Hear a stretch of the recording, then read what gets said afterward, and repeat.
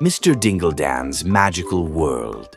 In the quiet town of Willowbrook, at the edge of a big old forest, lived a funny inventor named Mr. Dingledan. He wasn't like other inventors. His inventions weren't just toys or machines. They were full of magic. Mr. Dingledan's house looked like it came from a fairy tale. It had towers shaped like teapots, a door that played a happy song when you knocked, and a chimney that puffed rainbow smoke. Kids loved to look at his house and wonder about the strange things inside. But no one had ever gone in. One sunny day, Clara and her little brother Leo decided to visit Mr. Dingledan. They brought a basket of cookies to say hello. As they reached his gate, it creaked open by itself. A shiny metal bird chirped, "Welcome, welcome." Clara and Leo walked to the door and knocked. It opened right away. Mr. Dingledan stood there, smiling. His wild white hair stuck out everywhere, and his coat was covered in shiny buttons and gears. "Visitors, how exciting," he said. "Come in, come in." Clara and Leo stepped inside and gasped.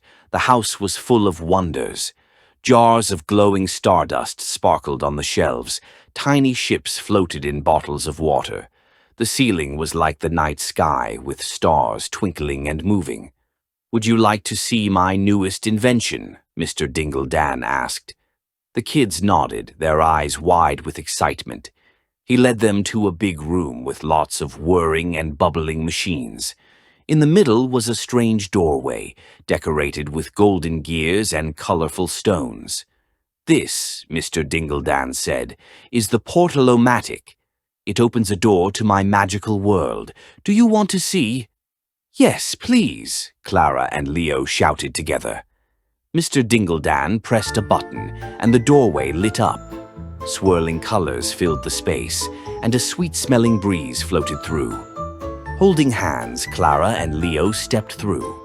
On the other side was a magical land. Trees with cotton candy leaves swayed in the wind. Rivers of sparkling lemonade flowed by.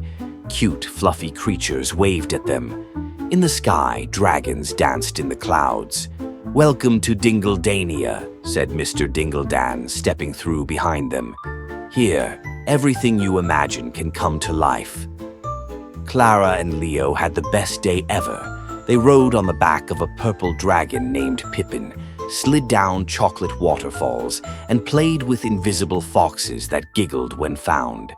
They picked glowing starberries from a singing tree and tasted sweet, sparkling candy fruit. As the sun set, the sky turned into a painting of pink, orange, and gold. It was time to go home. Mr. Dingledan led them back to the portal. "You can always visit Dingledania again," he said with a smile. "But for now, take this." He gave each of them a tiny glowing gem. "This will remind you that magic is everywhere if you know where to look." Back in Willowbrook, Clara and Leo waved goodbye to Mr. Dingledan. They couldn't wait to visit again. And every time they looked at their glowing gems, they remembered the magical world of Dingledania and the kind inventor who shared it with them. The end.